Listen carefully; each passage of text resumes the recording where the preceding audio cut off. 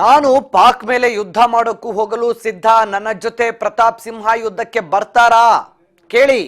ಬಿಜೆಪಿಯ ಮಾಜಿ ಎಂಪಿ ಪ್ರತಾಪ್ ಸಿಂಹಗೆ ಸಚಿವ ಜಮೀರ್ ಅಹಮದ್ ಸವಾಲ್. ನಾನು ನಿಜವಾಗ್ಲೂ ಹೇಳ್ತಾ ಇದ್ದೇನೆ, ತಮಾಷೆ ಮಾಡ್ತಾ ಇಲ್ಲ.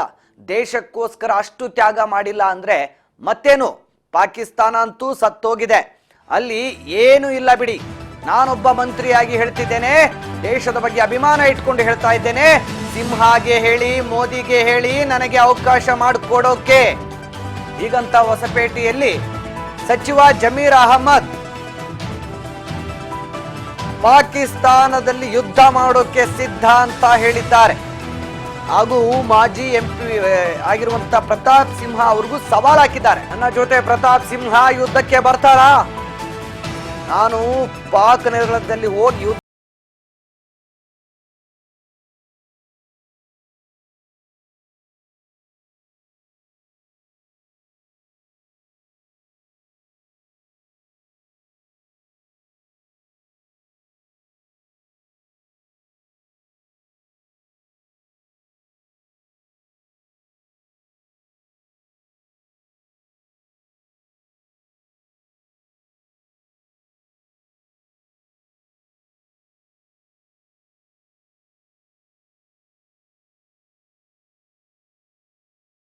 ನಮಸ್ಕಾರ ಹಾಕೊಂಡು ನಾನು ಹೋಗ್ತೀನಿ, ನನ್ನ ದೇಶಕ್ಕೋಸ್ಕರ ನಾನು ತ್ಯಾಗ ಮಾಡ್ತೀನಿ ಅಂತ ಹೇಳಿರೋದು.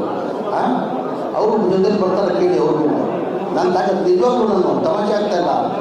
ದೇಶಕ್ಕೋಸ್ಕರ ಅಷ್ಟು ಮಾಡಿಲ್ಲ ಮತ್ತೇನಿಗೆ ಅಂದರೆ ಆ ಪಾಕಿಸ್ತಾನ ಅಂತೂ ಸತ್ತೋಗಿದೆ ಬಿಡಿ, ಅದೇನಿಲ್ಲ ಅಲ್ಲಿ ಏನೇನೂ ಇಲ್ಲ.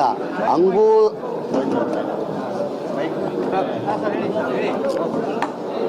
ನಾನು ಏನಂತ ಹೇಳಿದ್ದೀನಿ, ಏನಂದೆ ನಾನು ಉದ್ಯಮ ಮಾಡಿದ್ರೆ ನಾನೇ ಬೇಕಾದರೆ ಬಾಂಬ್ ಸ್ಕ್ವಾಡ್ ಹಾಕೊಂಡು ನಾನು ಹೋಗ್ತೀನಿ, ನಾನು ಅದೇ ಮಂತ್ರಿಯಾಗಿ ಹೇಳ್ತಾ ಇದ್ದೀನಿ ಅಂದರೆ ಏನಿಗಂದರೆ ದೇಶದ ಬಗ್ಗೆ ಅಭಿಮಾನ ಇಟ್ಕೊಂಡು ದೇಶಕ್ಕೋಸ್ಕರ ನಾನು ತ್ಯಾಗ ಆಗೋಕ್ಕೆ ಸಿದ್ಧ. ನಾನು ದೇಶಕ್ಕೋಸ್ಕರ ನಾನು ತ್ಯಾಗ ಆಗೋಕ್ಕೆ ಸಿದ್ಧ. ರೀ ಅವರು ಬರೀ ಹೇಳ್ತಾರೆ ಕೇಳ್ರಿ, ಅವ್ರು ಬರೀ ಹೇಳ್ತಾರೆ ಜಮೀರ್ ಅಹಮದ್ ಖಾನ್ಗೆ ಅವಕಾಶ ಮಾಡಿಕೊಡೋಕೆ ಹೇಳಿ ನಾನು ಹೋಗೋಕೆ ಸಿದ್ಧ ಆಗಿದ್ದೀನಿ. ಅವ್ರು ಬರೀ ಮಾತಾಡ್ತಾರೆ, ನಾನು ರೆಡಿ ಅಂದರೆ ಪರ್ಮಿಷನ್ ಕೊಟ್ಟಿರ್ತಾರೆ ಕೇಂದ್ರ ಸರ್ಕಾರ ಅವರು. ಪ್ರಧಾನ ಮಂತ್ರಿ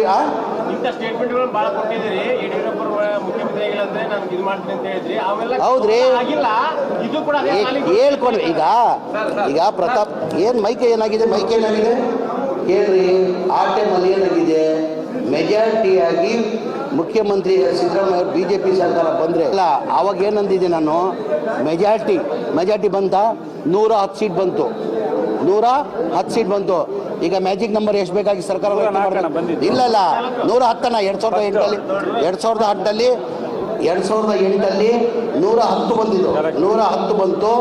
ನಾನು ಹೇಳಿದೆ ಅವ್ರಿಗೆ ಮೆಜಾರಿಟಿ ಬಂದು ಅವ್ರ ಸರ್ಕಾರ ರಚನೆ ಮಾಡಿ ಯಡಿಯೂರಪ್ಪ ಅವ್ರ ಮುಖ್ಯಮಂತ್ರಿ ಆದರೆ ನಾನು ಅವ್ರ ಮನೆಯಲ್ಲಿ ವಾಚ್ಮೆನ್ ಕೆಲಸ ಮಾಡ್ತೀನಿ ಅಂತ ಹೇಳಿದೆ.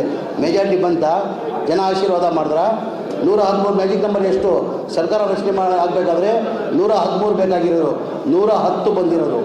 ಮೆಜಾರಿಟಿ ಯಾವತ್ತೂ BJPಗೆ ಕರ್ನಾಟಕ ಜನ ಮ್ಯಾಂಡೇಟ್ ಕೊಟ್ಟಿಲ್ಲ. ಈ ಆಪರೇಷನ್ ಕಮಲ ಮಾಡಿನೇ ಅವ್ರ ಸರ್ಕಾರ ರಚನೆ ಮಾಡಿರೋದು. ಜನ ಆಶೀರ್ವಾದ ಮಾಡಿಲ್ಲ ಅವ್ರಿಗೆ. ಜನ BJP ಅವ್ರನ್ನ ಯಾವತ್ತೂ ನಮ್ಮ ರಾಜ್ಯದಲ್ಲಿ ಆಶೀರ್ವಾದ ಮಾಡಿ